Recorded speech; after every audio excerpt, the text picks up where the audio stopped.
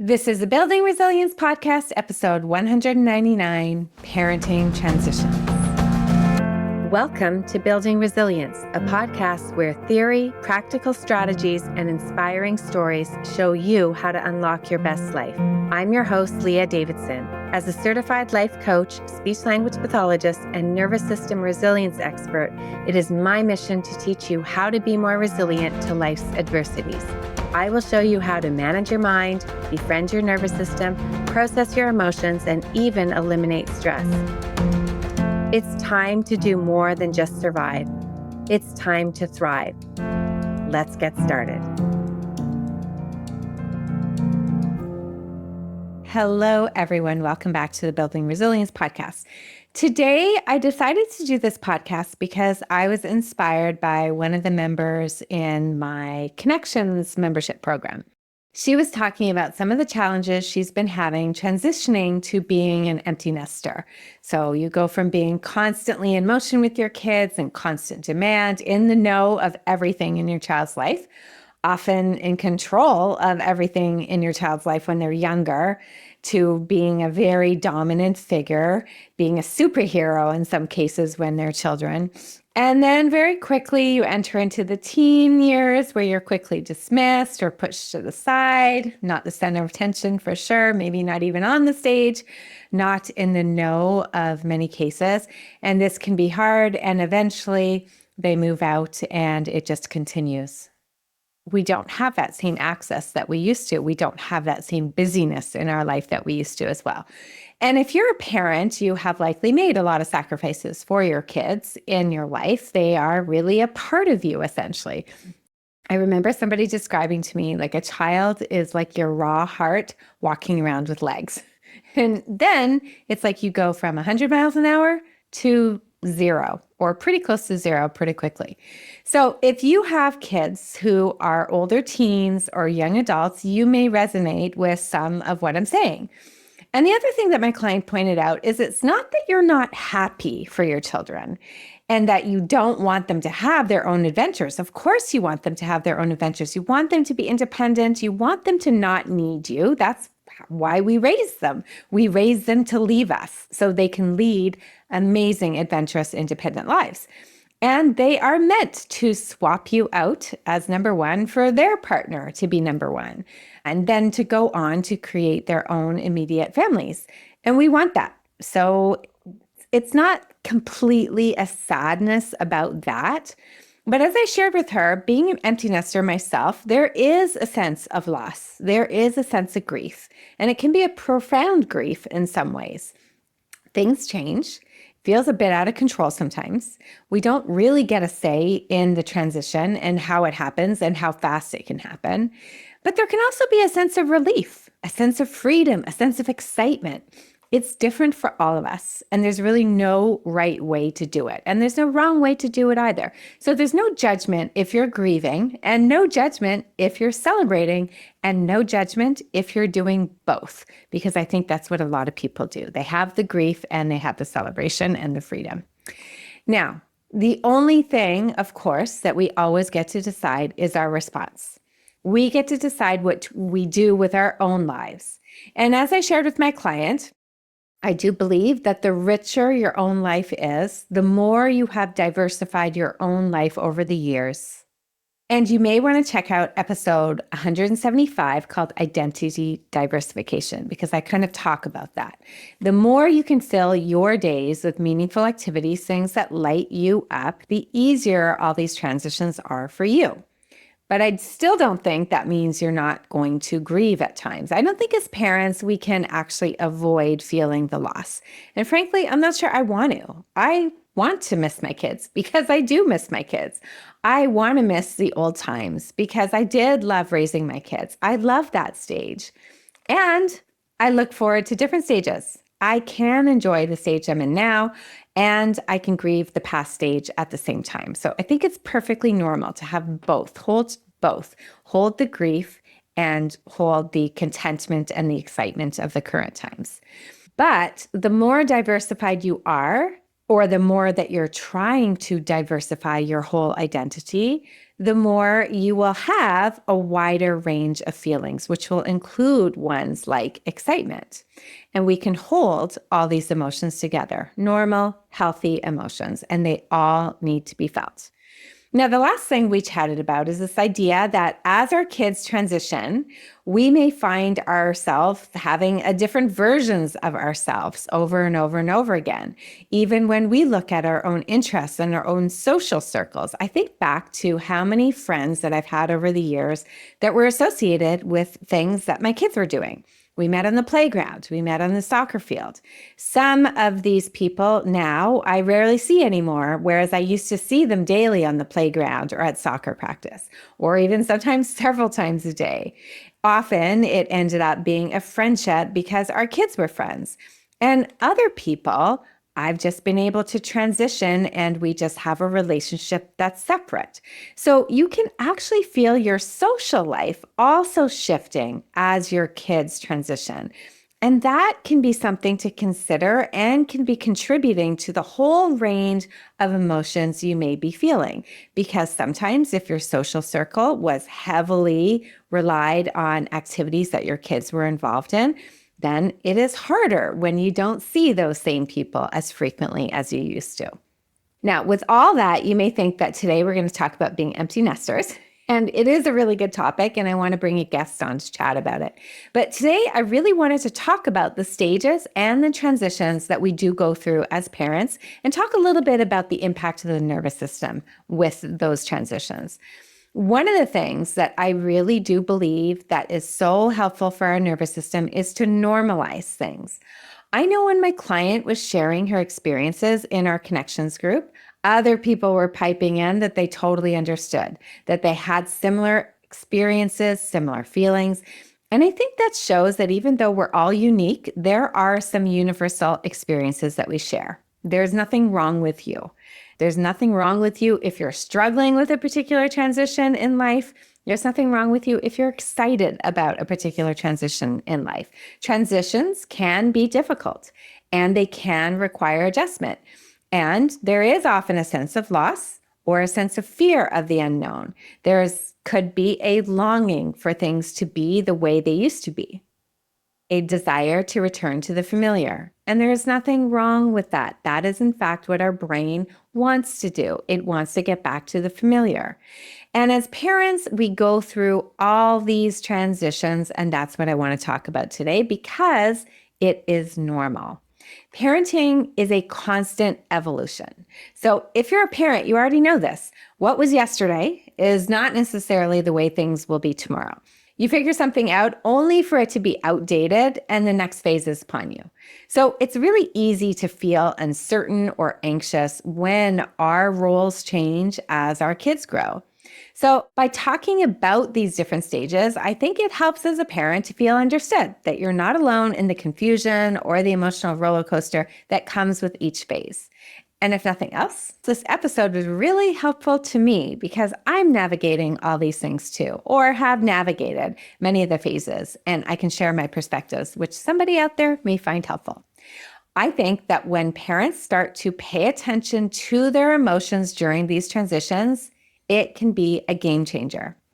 A lot of the stress we feel as parents comes from not realizing what's going on inside us. And if we can connect that to how our nervous system responds to things in different phases, then we're better equipped to handle it.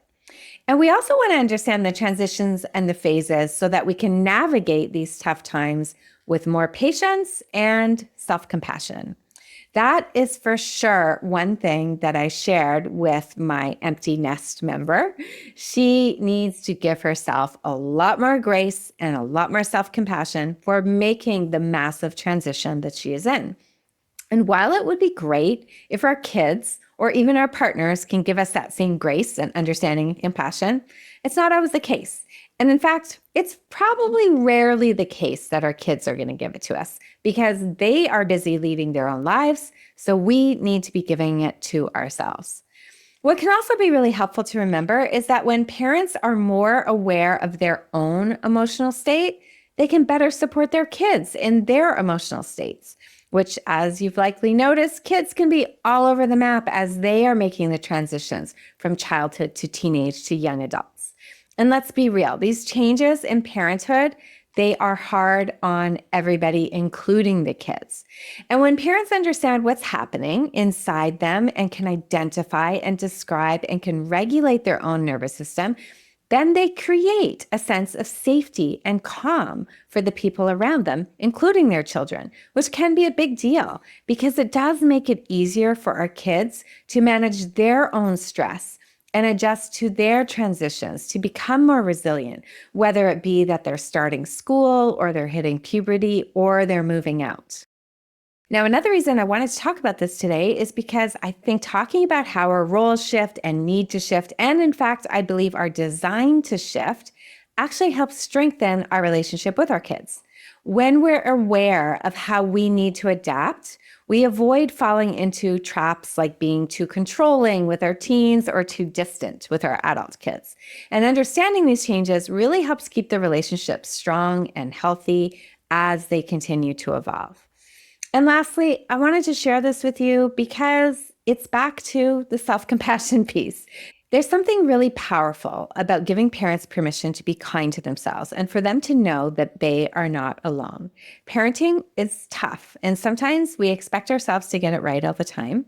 When you remember that it's okay to grow and change and make mistakes, we can actually reduce some of the burnout and foster a healthier, more compassionate parenting experience. I want you to know that if you're a parent, you're not alone in navigating the crazy roller coaster. We can do it together with grace, resilience, make mistakes along the way, but also by being able to laugh about it all. So let's dive in. I'm going to share with you a couple of analogies that I like to use that help me wrap my head around what the parenting journey actually is. One of them you might have heard me talk about before, the idea of flying a plane, and then I'm going to share a couple others along the way. It's just different ways to think about parenting so you can see which one resonates for you. So when your kids are young and in childhood, you can think of yourself like being the gardener, and you're planting the seeds. And you're making sure that the seeds are getting proper sunshine, you're watering them a lot, you are nourishing them. You get to tend the garden, and they're usually responsive to your tending. You can get rid of the weeds, you can control the nourishment. Some of what you plant will grow, and some of it won't. And you will not see the growth often because it is beneath the soil. But that doesn't matter. You just keep going. Your job is to make sure that the soil is as nutritious as possible to allow the growth. And we know that the soil does matter. So while we can't control how fast something grows or exactly what it's going to look like in the end, we want to create the best environment for it to flourish. Now, in my airplane example, I think of childhood like we are up in an airplane with our child. And initially, I am flying the plane. I get to decide what we do, how far we go, how high we fly. And initially, my child is going to be buckled into the back seat, probably in a car seat, and I do the flying. Now, as they grow throughout childhood, I may want to give a little bit more explanation. Why am I doing this? Why am I doing that? Maybe start asking them what they would do, or if they understood what I'm doing in certain situations. I'm still in charge, but I'm slowly starting to share more, helping them understand the basics of flying, learning the maps, the flight plan. And so with childhood, they will kind of move from being in the back seat to being the passenger seat. And it can be a very gradual process, but we are more in a teaching mode. And overall, in this stage of childhood, we are the ones who are responsible. We provide the nourishment, either directly through us, or we ensure that other people are involved, and we provide the protection. That's our job, to provide a safe environment, to have a safe flight plan. Well, as safe as we possibly can make it. So from the perspective of the nervous system, as a parent, it can be pretty daunting because depending on the state of your nervous system too, it can be triggering, depending on the impressions that have been made upon us in our own nervous system over the years. We may feel anxiety or hypervigilance with the weight of the responsibility of taking care of these kids. And sometimes our own nervous system may need more tending to than we're giving it. Our nervous system always needs tending. In addition to tending to our children, we need to be taking care of ourselves. Our kids may be pretty demanding, but we cannot be pouring from an empty pitcher. So we may need to ensure that we're taking regular care of ourselves, doing some daily practice, setting some structure, having a regular schedule, consistent times for the fundamentals, nutrition, sleep, movement, for you and for your kids. You want to be nurturing yourself throughout the day, even these quick little check-ins, a slow breath, using the safety sequence, touching points of safety throughout your day. And then, of course, we do need connection. Always, this is the common theme. Connecting with ourselves, our friends, our family, our higher power. We need to connect with our kids as well, emotionally and physically. Now, the next phase after childhood is the tween and the teen. And instead of being a gardener, we can think of parenting more like a coach. So you may be guiding your children with more freedom, but still overseeing their actions and ensuring that they don't stray too far. And as they get older into teen years, you really take on the role of a coach that is offering support, still doing some training, but you can't control every play. Your child starts making decisions on their own, but they still may want some guidance.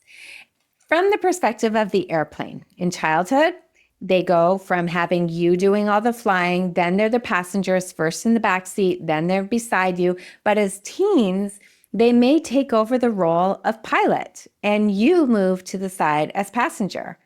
And in this stage, this transition may really bring about fears of loss of control as your child becomes more independent. And that can actually trigger your own stress response, that fight or flight response. As we get maybe more in high alert, hypervigilant, maybe we have more worry that something is going to happen to our kids. As they get older and older, this phase can really trigger other feelings like helplessness or anxiety. And as the teens push for more independence, often that is going to clash with our protective instincts. So again, the more regulated you can be, the better. We need to practice regulating our own nervous system, regulating our own emotional responses, taking a pause before reacting, breathing, relaxing our body. We need to be taking care of ourselves at this phase as well, and be aware that we are often setting the tone and the pace at home. Now, you might have heard me mention before the term co-regulation. Essentially, our nervous systems are always communicating with each other. So as a parent, you want to model how to handle stress. You want to model calmness. And you may be able to do a little bit of direct teaching if they're open to it, but often the best teaching is not in the words.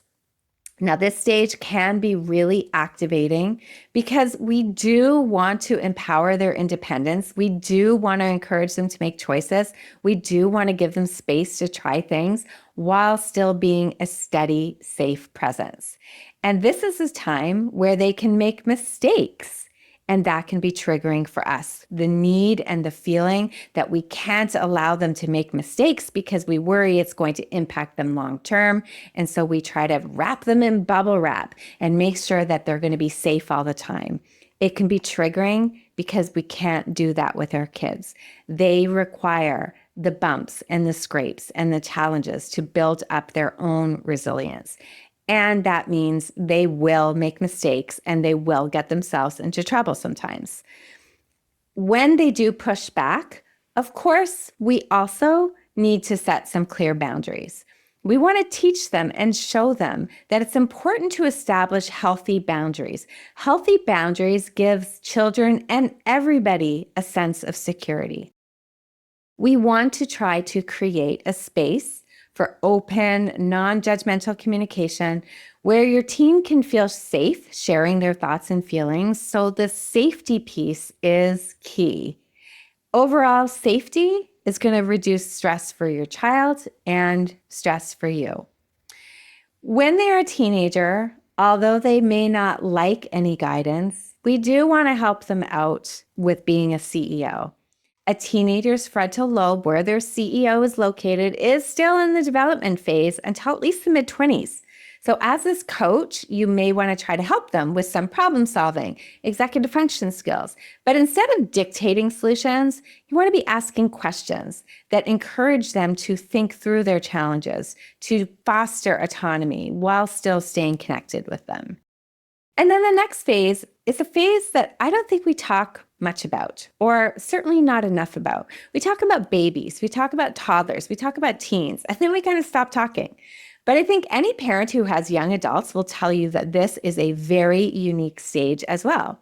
We kind of become like the consultants. We can provide feedback and advice when requested, but we actually have to step back and allow them to just live their own lives. Now, from the perspective of my plane analogy, they may have been flying the plane as a teen with you as a co-pilot, but now they're flying on their own and they may even kick you out of the plane. In fact, they're very likely going to kick you out of the plane. And I like to think that, all right, I've been kicked out of the plane. I head over to the control tower and I can be reachable from there. They can radio in. I can send the warnings. But what I've also learned is that some kids will radio in and will appreciate the heads up if it looks like they're flying too low or about to crash into something. And other kids just turn their radio off. And they'll turn it on if they need to communicate with you. But other than that, they're doing their own thing. And as a parent, this can be tough. It can be so hard to let go. And you can start to feel really uncertain about your own role in their life and in your own life. You may feel dismissed, and depending on your role in your kids' lives up until now, it can feel like a massive transition. And I do think this speaks again of the importance of all along at every stage, making sure that you're taking care of yourself and not just self-care, but make sure you're developing your own life, your own hobbies, your own support network, your own friends. Kind of like the concept of that identity diversification, episode 175 that I talked about earlier. The more diversified you are with your interests, your skills, your hobbies, your roles, the easier it is to transition through things. But if you haven't been doing that all along, it's okay. You can just start now. And it is okay if you have a hard time starting now because transitions are difficult. Now, in this stage, we are trying to respect our children's independence. We're trying to be mindful, not to overstep and respect boundaries. It can be a bit of a dance because, as I said, all kids are different and they all have different needs. My husband and I joke that when we talk to our kids now, we often FaceTime them. It's like we just get our popcorn and we sit, and it's kind of like we're watching a show. It's their show, their life. We can just enjoy it. We may have some reactions, but it's their life. They may request input, and even then, we have to be conscious of what our role is, what they are inviting in. And I really want to emphasize that this is dependent on our kids as well. They are all individuals. I do think it's important to try to have some connection. And I know that we decided that while we wanted to be respectful of our children's independence, we're still their parents and we're still humans. And it's okay for us to ask for things, to ask for contact, to ask for check-ins and time together. But it's a balance.